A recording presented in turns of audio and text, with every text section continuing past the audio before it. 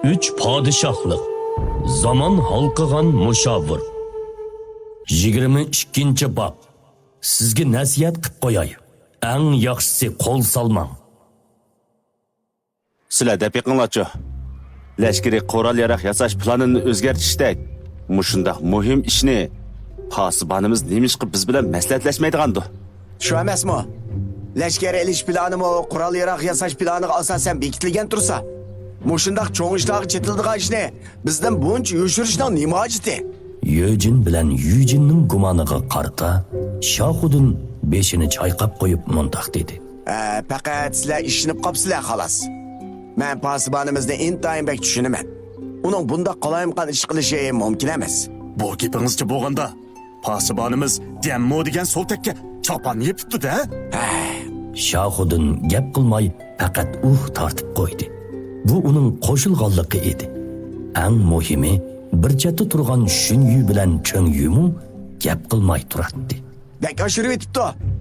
Diyanveyning haqiqatan qo'rqmas botirligini tan olaman. Lekin qo'shunimizda eng kam bo'layotgani botir Sangun bo'lsa-mu, ammo bu ularning o'zi bilgincha ish qilsa bo'lganligidan derak bermaydi. Bunda qilsa, keyin qo'shin ichida lashkari yasoqlarni yurgizishning nima foydasi? Ularning hammasining qo'l ostida birdan qo'shin bor edi. Oldin yurish qilgan qo'shinlar bu qitim Shuju, Puyang ikki yerdagi jangda xeyli zo'r chiqimga uchirgan bo'lg'achqa, bu qitimki lashkar to'liqlashga qarashliq bo'lib qolgan edi. Mana endi Genmo'ning kasofatidan lashkar ololmay, lashkarlarning soni to'shmag'achqa, ularning buncha g'azablanib ketishimi tabiiy ahvol edi. O soltak Chinliyo'dan kelganda haqiqiy ahvolni so'rab aniqlayli. Agar rostla pasibonimizning farmoni bo'yicha qilgan bo'lsa, boshqa gap yo'q. Agar shaxsiy manfaat uchun qilgan bo'lsa, uni jazoga tortmay qo'ymaymiz, dedi Yojin ochiqdan yuzlari po'kandek qizirib. Meningcha yangi qalayimqan ish qilmay turinglar. Pasibonimizning tashabbuskorlik bilan bu xatolikni ustiga elishida pasibonimizning o'ylaga yer bo'lishi mumkin. Nimishqa bu ish uchun pasibonimizning g'azabini qo'zg'aysizlar? Dedi yaxshichoq bo'lishga amroq Cho'ngyu ularga nasihat qilib. Lekin janggohda qirg'inchilik qilib ko'nib ketgan bu qeni qiziq Sang'ullarga qandoqmi gap anglata Ular shu hamon g'azab bilan javob qaytarishdi. Pasibonimiz Diyanveyga yan besiyotidi. Odatdagi chog'dagi iltifotlarga men hargiz ko'z qizartmayman. Lekin mening qo'shinim avval Liubi bilan qanliq jang qildi. Orqadan Liubi bilan ilishib, sarkarda lashkarlarning yerimdan ko'paraga chiqim bo'ldi. Hozirgacha lashkar to'liqlab berilmasa, buningga hamon birsi mas'ul bo'lish kerak. Yojin bu gaplarni qilib etib, norozi bo'lgan holda yugurib ketdi. Ketishga oldirmang, mencham. Bizni saqlab turing. Shohudin Yujin qatorliq nabjaydan uningga agishib ketib, faqat Shunyu bilan Cho'ngyular beshini choy qig'inicha turib qoldi. Vedro, pasibonimiz bu ishni yaxshi qilmadi. Meningcha biz pasibonimizni izlab boraylik. Sang'ullarning payilini sizmi ko'rdingiz? Birer chatoq chiqib qolmasin, dedi Cho'ngyu Sang'ullarning orqasidan qarab, sal xotirjam bo'lolmagan holda. Hojat yo'q. Bu ishni murakkab desa murakkab, oddiy desa bahli oddiy ish, dedi Shunyu kulgunicha orqasiga burilib. Hey, ya'ni gap yo'rg'iltib yuramsiz? Dedi Cho'ngyu orqasidan yetishib. Bir ishni biladigan o'xshamamsiz. Tez menga deb bering. Jo'ngda o'ylab beqam. Pasibonimizning mijozi bo'yicha agar boshqa odam bo'lgan bo'lsa, 10 kallisi bo'lsa-mu chipib yetadi. Hatto Diyanvey o'zi qismi jinoiy javobgarlikdan qechib qutlanmaydi. Shunyuning kallasida aniq son bo'lib, nihoyat tamkin holda kulib turardi. Men shunday o'ylagan, lekin pasibonimiz yana shunday qildi. Men faqatla tushunmay qoldim. Acaba Diyanmoning pasibonimiz qo'g'dimisi bo'lmaydigan biror sababi bormidi? Cho'ngyu jiddiylashganidan gadinni qoshlag'inicha Shunyuni tortib kelgili tasli qoldi. Bu ahvolni ko'rib, Shunyu qadimini to'xtatib, atrofga bir nazar selib atgandan keyin past ovozda mundaq dedi. Gapning posqalisini dedingiz. Haliqi 3 tadbir oldin faraz qilingan maktub esingizdimi? Bu gapingizcha Cho'ngyuning ko'zlari kerilib, hayron bo'lganidan chiroyi o'zgargunicha asta beshini tushirib shundoq dedi. Shundoq, chuqum shundoq. Hali xatni Diyanmo yozgan bo'lishi mumkin. O pasibonimizga yo'l ko'rsatayotgan dono kishi o'xshaydi. Faqat mushi ehtimolliq bo'g'ashqila pasibonimiz uni qo'g'dayotgan o'xshaydi. Bu haqiqatan zo'r xabar edi. Dastlabda Ching Yumu faqat gumonlangan edi. Keyin Shun Yuning yo'l ko'rsatishi bilan bu ishning muqimligi aniq bo'lib qoldi. Agar rostli shundoq bo'lsa, undaqda Dianmoga burunqidek undaq muomala qilsa bo'lmaydi. Namrat oiladan kelib chiqqan bu odamning sov bargohidagi kuchi esilzodi jamoatlarni yiqitalaydigan darajaga borgan bo'lib, bu odam bilan do'stlashishga bo'ladi-ki, dushmanlashishga bo'lmaydi. Baliqning sirti. 1,5 kun yo'l mangan Dianmo, Iroqda dal daraxtlar tarafidan to'silib, bilinmas ko'rinib turgan shaharning simosini ko'rsatib, mundaq dedi. Junka, Puyang baliq, shu. Ha, kaptiqda. Undaqda otni almashtirib olamizmi? Fuyang baliqiga kelib qolganligini ko'rib, Shuchu sal jiddiylashib qoldi. Uning eti chilon to'riqdan seriq chaqmoqqa o'zgargan edi.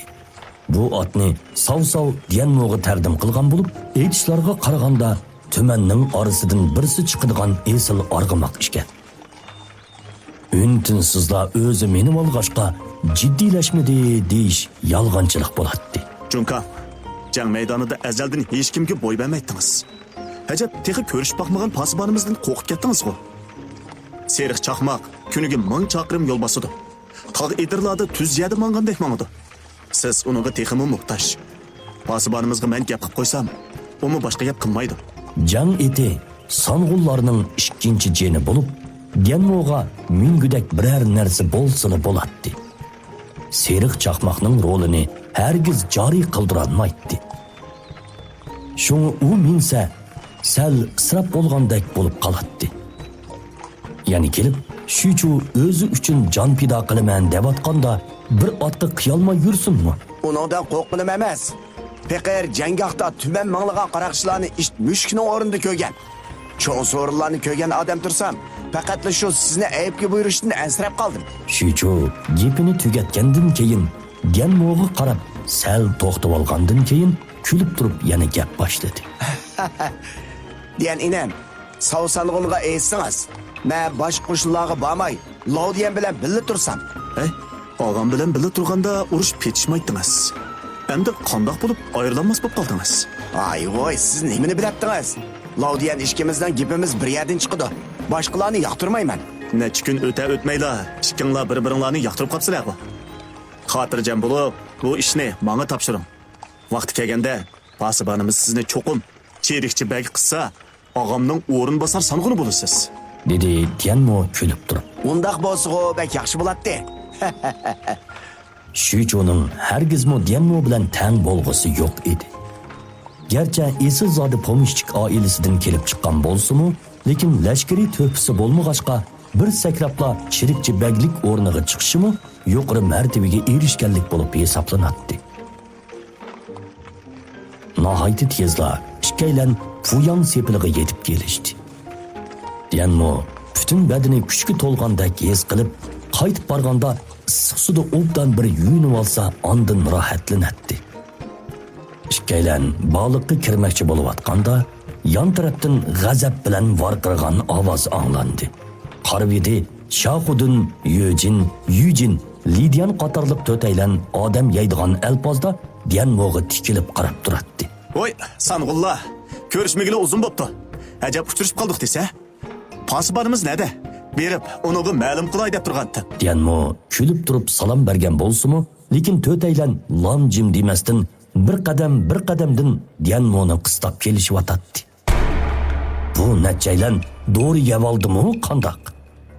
Yaqin kelgandan keyin Yujin tillig'inichi eg'iz ochdi. Texi, pasibonimiz bilan ko'rishgidek yuzingiz bormi? Qani daga? Ta'minotxonaning lashkariy qurol yasash planini siz o'zgartiryapsizmi? Qo'shinlarimizning mushu qurollarga tayinib lashkar to'liqlamoqchi ekanligini bilmabdingiz. Agar bugun buningga aniq javob bermasangiz, og'amning yuzini qimidi deb og'irma. U bir nachaylan Dianmoni yebitadigan alpozda xo'riki o'sib ketishgan edi. Qaraganda ta'minotxonadagi ishlarni ular bilib bo'lgan edi. Diyanmo bu to'rtaylanga bir qaradi. Ularning odam yeydigandek alpozda turishi bekor emaskanda. Diyanmoning ular bilan gap talashqusi kelmay, so'g'uq talaffuzda shundoq dedi. Men farmonga binoan ta'minotchi bo'lgan ekanman. Albatta bunday qilishga huquqliq. Bu ishda sizlarga javob bermasam bo'ladi. Albatta, pasibonimizga o'zim ma'lum qilaman. Deginicha baliqqa kirishga tayyorlandi. Lekin bu to'taylan ochiqdan portlab ketayli deb turganda, nadimi ketaman deb ketkili bo'lsin. To'taylan darhol Diyanmoning oldidan to'sdi.